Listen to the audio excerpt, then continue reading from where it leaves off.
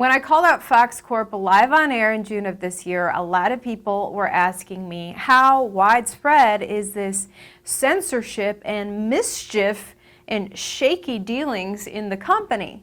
Does it, the Houston arm of the Murdoch empire, is it just there or is it elsewhere? Is it in Fox News? Is Tucker Carlson infected? A lot of people asked about Tucker Carlson. I want to address Tucker Carlson today. Look, it is widespread across all of the Murdoch local arms. Carrie Lake was also a Fox Corp employee at Fox Phoenix. Sadly, journalism has changed a lot since I first stepped into a newsroom, and I'll be honest, I don't like the direction it's going. I was Fox Houston, and then we just had Fox Seattle's Brandy Cruz ditch the company. I no longer believed that I could work for them and also work for you. They canceled her show when she was the one show that actually gave some non-extremist leftist coverage, and Fox Corp cancels it. So we're going to talk about Tucker Carlson today and whether he is impacted. Now, I was invited to an event last December, exactly a year ago, where Tucker Carlson spoke, and I sat there and listened to his hour-long speech. I was actually just standing at the back of the room, and it just brought me to tears because he was speaking every thought that was going through my mind.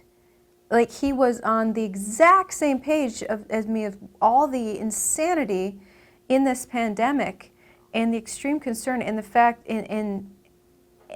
it was basically a speech of calling out the corporation the whole time without naming Fox. He was just laying in to corporate loyalty in calling out corporate loyalty. It's a fascinating speech. We're going to show some segments from that speech and talk about what appears to be, I think Tucker is doing amazing work, but that he is also appears to be holding himself back to a certain extent on certain topics in order to, I'm guessing, protect himself from the corporate bosses to a certain extent.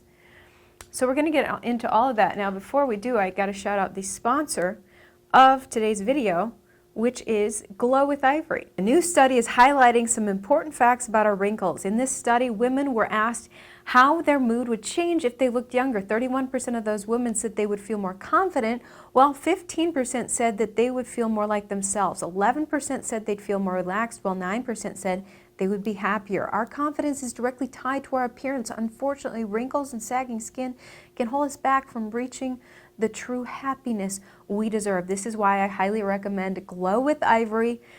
So many people couldn't believe the effects of the rejuvenating serum. Within no time, their skin felt smoother and firmer. It also helped reduce the appearance of visible signs of wrinkles like sagging skin, crow's feet, and more. So more importantly, if you don't see results in as little as 7 days, you can get a full refund. So if you want to help restore your youthful glow, you'll love Glow with Ivory. Get up to 38% off for the next 24 hours by going to glowwithivory.com, glowwithivory.com, link in description. Okay, so a year ago today, I was invited, not today, but it was the weekend before Christmas. I was invited to Florida to attend Turning Point USA. I'd never attended a Turning Point event, but every single day of the second half of 2020, I was racking my mind about how to get out of Fox and what to do next. And a friend said, if you go to Turning Point, it's going to be great networking. So reached out to Turning Point. They're like, yes, come. We love you. We want you to be one of our influencers or whatever. And I was like, well, I can't necessarily do that until I leave Fox, but I'll be happy to go. So go to Turning Point and start networking with people. And there was Tucker Carlson on stage. And he went on to give a speech that I could just relate to way too much. And he was basically, as far as I could, he was calling out Fox without saying their name, as well as other big corporations like Google, and the dangers of these huge concentrations of power at the top. I mean, it was clear Tucker sees the oligarchy, which is the tip-top business owners and government officials and that whole crony system at the tip top, and it's no longer about the left and right, left versus right. It's about the tip top oligarchy kings versus us regular people. I used to see the world in terms purely left and right. And I was and will remain on the right. But I'm starting to think that's not exactly the way I need to understand what's happening in the world. Maybe it's a matter of the big versus the small, the powerful versus the powerless, the corporate versus the independent. And that's another way to put it. The good versus the bad. People who want to think for themselves versus the people who want to demand you think the way they tell you to think. Maybe that's what it's actually about. So then I reassessed a lot of the things that I think are the worst about American society. And I began to realize those things aren't necessarily left-wing values, they're corporate values. So if you're running a company, what do you want? Obedient workers. You want people whose first loyalty is to you, who show up on Monday morning, who work through the weekend, who give you their all, who give you their lives. And in return, you give them a paycheck, but you give them no loyalty and no promise of long-term commitment. It's a continuous one-night stand. You're just hooking up. You're being used. So there I am after 3.5 years at Fox Corp, working my way up, and I'm like, gosh, this company does not care about me or the viewers, does it? They are willing to throw me by the wayside if my actual journalism work covering facts on the ground doesn't align with their narrative that they want to manipulate the viewers into believing. And then I go and listen to Tucker, and he's saying, yeah, the company does not care about you, you know. And I was like, gosh. And he's like, yeah, look, small is always better than big, and who really cares about you are about 8 people in your inner circle. These are the people who are actually on your side, who are going to loan you money or let you sleep on the couch or talk you through a tragedy in your own life. Those are the relationships that matter. They're the only relationships that matter, and they're almost never the relationship you have with your employer if you work for a huge company. I'm sorry, it's just true. So what you're seeing, and you see it up and down American society, is the triumph of the values of those people over the values that we hold. And then he went on to essentially say that large corporations are extremely dangerous. They're the big threat. Be distrustful of concentrations of power. They can be easily misused. This is like a basic life point that we seem to have forgotten. They can be easily misused and often are. So if something is enormous, it's a threat to you, period. Whether it's a giant boulder you're standing under for your Christmas card picture that could topple over and flatten you, or whether it's Google, the largest and most powerful company in human history. I've been thinking a lot of that time about, you know, the importance of following your heart versus following the corporation's lockstep orders. And Tucker touched exactly on that. No amount of money and no amount of praise from the world's dumb people, no amount of fake awards, the stupid little merit badges they give, the Pulitzer Prize, the Nobel Prize, I got a Rhodes Scholarship. Oh, shut up, it doesn't mean anything. I got into Princeton, oh, be quiet.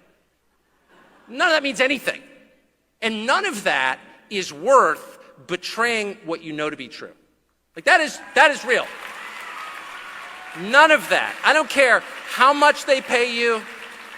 I don't care how many of your friends on Facebook think it's cool for you to repeat the lyrics to their songs when you don't believe them. I don't care. It is not worth it. Never betray your conscience. And that's everything that I was grappling with. I was like, wow, they want to prop me up and give me all these awards. They told me what an honor it is that they have me covering the top stories every day, and why on earth would I threaten that by challenging what they're telling me to do every day? You're the lead reporter. The lead story is a big deal, and it shows that management has a lot of faith in that journalist. And you often, as a lead reporter, and we give you big stories, and you deliver on many, many times. So you need to look at that side of this coin and understand that that's what we're trying to tell you. Just abide by the orders, Ivory, and you will be cherished and held up even if the orders are not journalism. It's not just about the viewers, it's about what our CEO reads. It's about what our GM reads. And like Lee said, it's not about the viewers right now. Your post will be about news and will be about things that we determine are safe news. None of these awards you want to give me or positions you want to put me in are worth, be cowering to your threats to abide by your narrative. And that's everything that I was thinking every single day. And then I hear Tucker saying the exact same thing. The most upsetting trend, from my perspective, in a country full of upsetting trends, is this idea that I'm going to get married and have kids after I'm a success at work. Because the people at work are going to help you succeed so you can get married and have kids and leave the company? Yeah, I don't think so. No. They're going to get what they can from you. And maybe they're nice people, maybe they're not. But their interests are not the same as your interests. He went on to tell the audience that the people on TV want your ratings. They don't love you. A lot of the people who are on TV, and trust me, I know them all, who claim they really love you, they don't know your last name. They don't know your first name. They don't love you. They may agree with you. They may want your help, your support, your ratings. And by the way, they want your ratings because they are the pawns of the corporation who needs your ratings. And if that face on TV is not getting the ratings, then that face gets fired and the next pawn gets put in place. So they're all arms of each other, just getting the corporation its ratings and the corporation's interests, or whatever its elite interests are. But they definitely don't love you. Trust me, I know them. So take stock of the people who do love you and focus all your attention on them.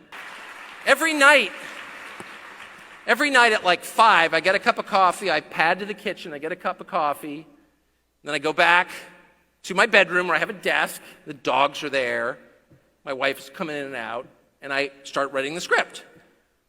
Every night, 5 nights a week. Now this part I was like, who the heck is he talking about? Because it sure seems like he's talking about his Fox bosses. The ones who are trying to get me to repeat things that I don't believe, the ones who are forcing me or trying to lie in public, the ones who are getting me to dance like a monkey. I was like, oh my gosh, is Fox doing to him what they're doing to me right now? Some of the things they ask you to do are so preposterous, the only explanation is they want to see if they can make you do it. Someone is getting the news people to say things that they don't believe in order to control the public, to see how much they can get the public to do things that are absolutely absurd. But if the news crew is cooperating with the camera on them, they can make people do whatever they want. I wonder if we can get the public to do this. Yeah. Can we get them, not just wear masks in elevators, fine. Can we get a guy who's on a kayak alone in the middle of the Pacific Ocean to wear a mask? As if he's going to get infected by the seals.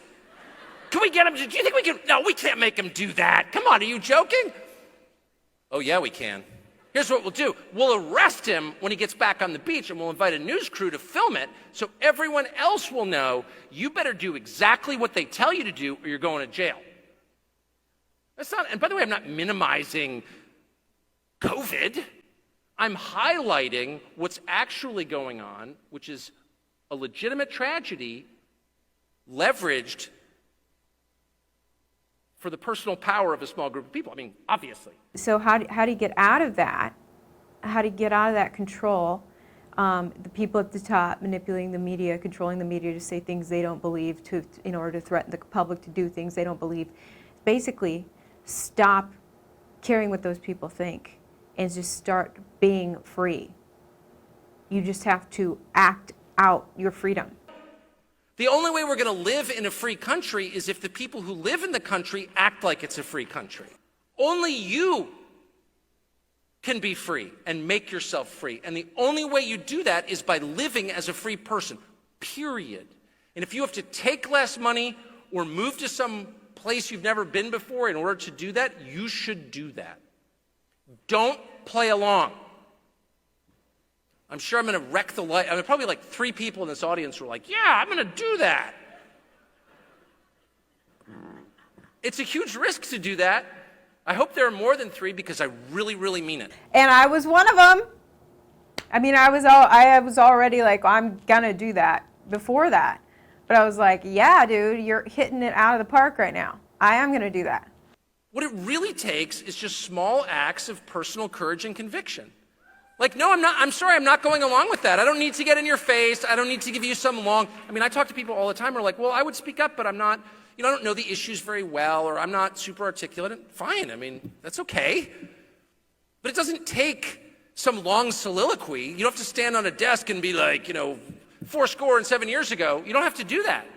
Often it's enough of like, no, I can't do that. I'm sorry, I just don't believe that, and I'm not going to pretend that I do. That's all it takes. And you don't need to be confrontational about it. You don't need to be a jerk or be loud. Some of the most powerful examples through history, which I know you're very familiar with, have been quiet people who just refuse to obey at a certain point because it's too much. Like, if you have a contract at a TV network and you're lying, why are you doing that? You're under contract. You can say whatever you want, and you should. You should say exactly what you think. Period. Like, again, back to the life is short thing. Like, life is way too short to pretend you think something you don't. Like, what's the advantage in that? Sucking up to the mob and being like, no, really, I'm on your side, spare me. They're going to eat you in the end anyway. Be a man. Tell the truth. Well, first of all, most TV news people know that they can't say whatever they want. My Fox boss has personally told me that I need to basically walk this tightrope of sharing opinions about some things, but no opinions about other things. And, facts are always good. They used to say up to 2020. Suddenly in 2020, certain facts could get me fired too. And so this is the place that we're in, And a lot of news people definitely feel pressured into lying and, omitting. The biggest thing is omitting truths, like giant swaths of facts that we're just going to pretend don't exist, and groups of people we're going to pretend don't exist. That is cowardly. And Tucker addresses this. And you are paid to supposedly tell the truth. Even if your bosses don't like that truth, if you're a real man or a real woman, you need to be on air speaking that truth anyway. You can. This is a free country. You can say whatever you want. But the reason news people do lie, or deceive, or omit, is because they know there is a real chance of getting fired. They see their colleagues get fired all the time. Again, Lou Dobbs, leading the ratings at Fox Business, got fired out of the blue after there was criticism of his election coverage. So it does happen all the time. But Tucker is basically saying, screw it, you need to keep your first loyalty to your own small group and speak those facts. Be a man, tell the truth. And regardless of what happens, and if the company throws you by the wayside, so be it, basically. Which he admits is easier for him to say at his age, 51, with a tip-top successful career. But he was trying to encourage the young people to be that way as well. And I honestly entered, when I became more spiritual in 2019, I entered that place where I was like, all of these superficial identities, end of the day, like, oh, my position at this corporation is not what really matters in this fleeting life. We're all going to die. And it was just fascinating to me. I was like, Tucker's talking about this too. He was talking about, the fleetingness of life and that we're all going to die.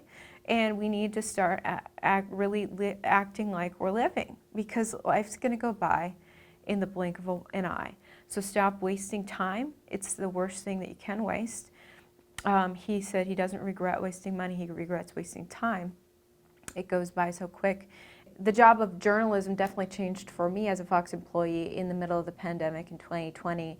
And, Ed Henry relayed a very similar story to me about being told not to ask certain questions as a journalist. You shouldn't be banned from asking the people's questions as a journalist. But that happened for both Ed and me. It's apparently happening for Lara Logan. And now Tucker Carlson, I don't know why he's not continuing to cover the developments as far as election anomalies when there's been Pretty significant things uncovered in Arizona and Wisconsin. Oh my gosh. Yet he's keeping his lips zipped about this. Now, I admit I haven't watched Tucker every single day, but a friend of mine has. And she told me, quote, Tucker has not said one word about Arizona or election anomaly stuff. And yes, I watch him every single day since surgery. So big developments happened just recently in Wisconsin in regards to just what appears to be just recklessness as far as election anomalies or integrity goes. I have to be careful about what I say on YouTube. But why isn't Tucker continuing to zone in on this very sacred, one of the most important topics as a journalist, when he said that we need to back in last November? Going forward, we need to find out exactly what happened in this month's presidential election. We need to find out no matter how long it takes the investigation to unfold or how much it costs. Now, the Fox bosses seem to be changing and controlling what we could and couldn't say, and I don't know if that has to do with it. And he has entered this strange, unique chess match where he can't push those constraints of the Fox bosses too much, or he might lose his job completely. So they allow him to really hit certain topics head on that the other mainstream's not touching. So he's grateful for that, and he'll keep himself limited on other things. Seems to be that way now. Now, Rupert Murdoch, he quoted Rupert Murdoch in January of 2021. This weekend, Rupert Murdoch, the man who started this company, won an award from a foundation in the UK. And here's part of what he said when he accepted it. Quote, "For those of us in the media, there is a real challenge to confront, a wave of censorship that seeks to silence conversation, to stifle debate, to ultimately stop individuals and societies from realizing their potential. This rigidly enforced conformity, aided and abetted by so-called social media, is a straitjacket on sensibility." It just seems like Rupert understood journalism, understands journalism now. He's getting extremely old. Lachlan's taken over, and the company is changing. But I don't know. I hope that Tucker sticks to his guns and is a man, tells the truth. I think he does. But yeah, if Fox loses Tucker or fires him, it's going to hurt them immensely. I do like that he has been pretty level-headed as far as the whole getting it in the arm thing. I mean, just this month, just in December of 2021, talking about, well, look, because so many people who've gotten in the arm are still getting sick, it appears that if at best this is an experimental health supplement, the thing you're getting in your arm, you know, we can't call it a V word because it doesn't prevent, obviously it doesn't prevent or keep you from spreading it to others. So it's not the V word, but it's an experimental health supplement at best, which is a pretty level-headed remark in regards to what's going on. So I'm glad that he's at least able to say that. Meanwhile, Fox News is putting out official PSAs in regards to, you must get it in the arm. Yeah, they're making their other anchors do these PSAs, pushing the needle on you. But at least Tucker is sticking to his guns and being level-headed about that. I hope he stays level-headed about everything. Yeah, Fox doesn't want to lose him. He's the #1 rating earner. Yeah, recent ratings showed that over 2.4 million people tune in to his time slot. Fox News, on average, is 1.3 million views, which means the other shows get dramatically less views than him, as well as Hannity and Laura Ingraham. Laura Ingram's been really solid about covering real treatment for the illness, as well as the needle stuff that the other mainstream outlets act like doesn't even exist. So Laura's been phenomenal about that, having Peter McCullough on a lot. As far as those guys, they win the ratings. Him, Ingram, and Tucker, or him, Ingram, and Hannity. Fox does not want to lose them, even though I know that they are talking about all the things that the new Fox bosses hate. You know, there's a list of new Fox bosses. You know, Shari Berg is one of the big Fox Corp bosses who she works in the same building as Tucker. But she was the boss of my boss in Houston, so my boss would have to do weekly calls with Shari in New York, and Shari would regulate tightly what was going on down in Houston, is basically what I'm told. So, you know, I don't know if it's her making some of the on the narrative in Houston, and who knows? But these are there's a lot of newer Fox bosses who've come in just in the last few years, who are changing the company compared to what it was when Rupert Murdoch founded it in 1996.